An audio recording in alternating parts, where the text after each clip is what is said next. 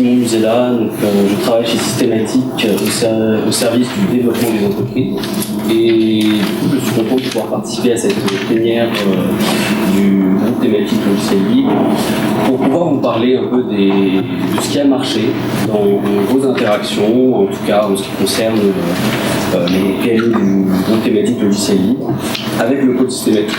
On va revenir un peu sur ce dont vos pairs ont bénéficié les années passées chez vous. Voilà. Alors, une planche pour vous donner peut-être une vue d'ensemble sur l'ensemble des actions que vous proposez. On va pouvoir effectivement insister ici sur notamment le Pass Innovation avec la dynamique Business Inside qu'on est en train de mettre en marche. Donc, détection des potentialités commerciales d'une solution, mise sur le marché des produits dans une démarche business.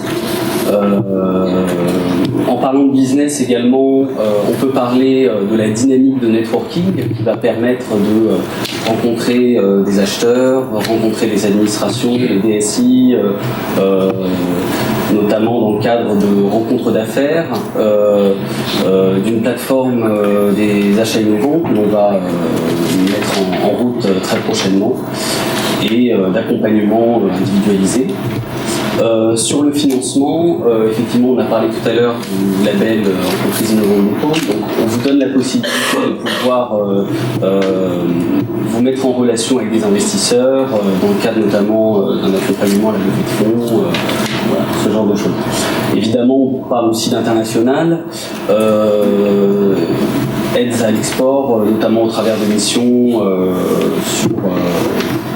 en Amérique notamment, en Asie, etc.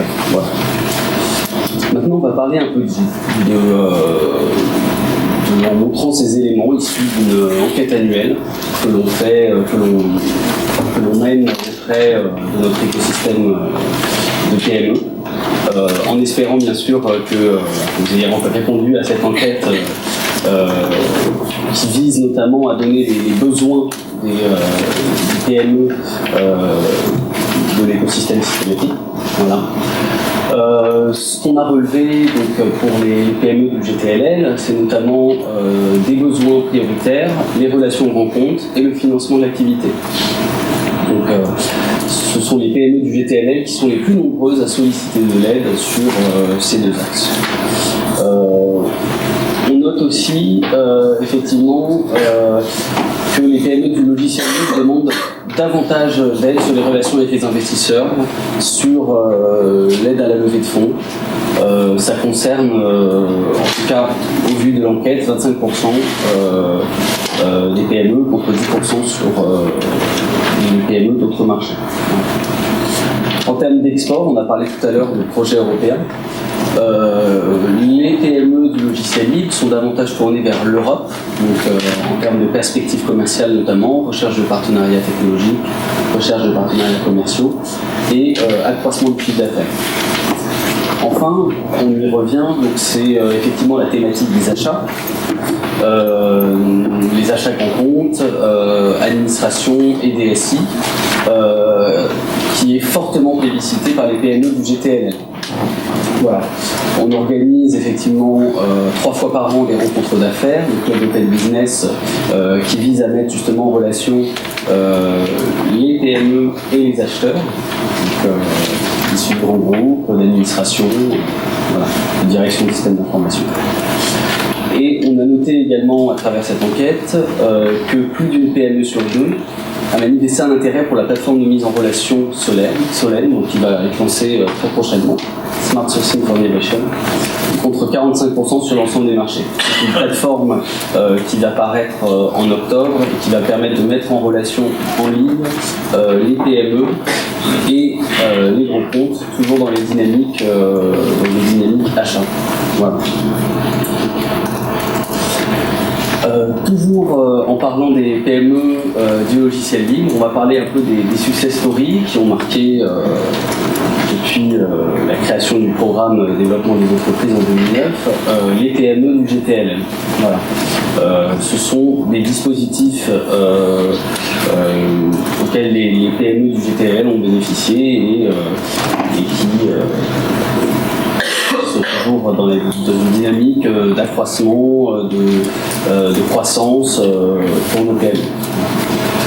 Donc on peut parler notamment de l'action phare du pôle, le label Champion, qui décerne des PME à fort potentiel de croissance, qui font en moyenne 50% ou plus de croissance par an, et qui notamment décerne ces entreprises en vue de leur passage vers le statut d'ETI. Donc on en a 11 pour le GT logiciel libre, sur les 30 champions qui ont été labellisés jusqu'à présent. Donc ça fait, vous voyez, un tiers des PME du logiciel libre, un tiers des champions sont des PME du logiciel libre, dont certaines notamment sont déjà à l'heure actuelle des ETI. On peut parler de Cigro, de VH, de Smile, etc.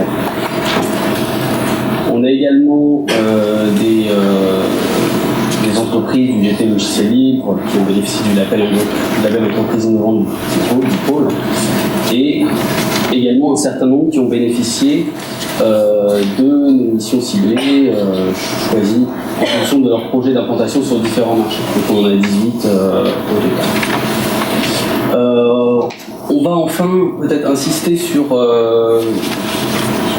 une dynamique qu'on a pu constater auprès des PME du logiciel libre, c'est leur implication dans la responsabilité sociétale des entreprises. Donc, responsabilité sociétale des entreprises, au travers notamment des deux piliers principaux qui sont le développement durable et la dynamique emploi-insertion. Donc, le pôle systématique a réalisé en 2014 une note visant à identifier un top 10 des PME engagées sur effectivement la thématique de la RSE. Parmi ces 10 entreprises, on note qu'il y en a 4 qui font partie du GT logiciel libre. Donc voilà, une vraie dynamique sur la RSE au sein des PME du GT logiciel libre. Et enfin, peut-être qu'on va y revenir tout à l'heure, mais effectivement, on a l'exemple de Enix qui est engagé sur des projets de reconversion des chercheurs d'emploi, des initiatives de retour à l'emploi, etc.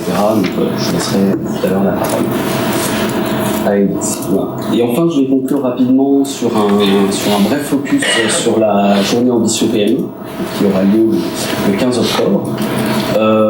Avec notamment la veille, le 14 au soir, le Club Open Business qui consiste en des rencontres acheteurs. Donc là, effectivement, ça va être plutôt axé ETI, c'est chez Deloitte. Et les PME vont avoir la possibilité de rencontrer des acheteurs, comme on disait tout à l'heure, des DSI, des administrations,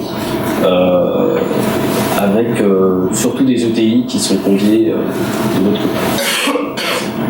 Pour la journée Ambition PME, à proprement parler, on va avoir une matinée plutôt orientée business avec la présentation des projets business, des actions business du pôle, donc notamment la plateforme Solène, les champions, etc. Et un après-midi qui va être plutôt scindé en deux parties. Une partie Green Efficiency, donc sur la thématique du développement durable, et une autre partie plutôt axée Business Efficiency, donc avec des ateliers très très pratiques sur les thématiques variées et croisées telles que internationales, voilà, faites-vous accompagner de financement, la levée de fonds, les facteurs de succès pour lever de fonds, etc. Donc voilà, des ateliers très très pratiques qui vont permettre aux PME d'approcher au plus près l'écosystème. Je vais passer la parole.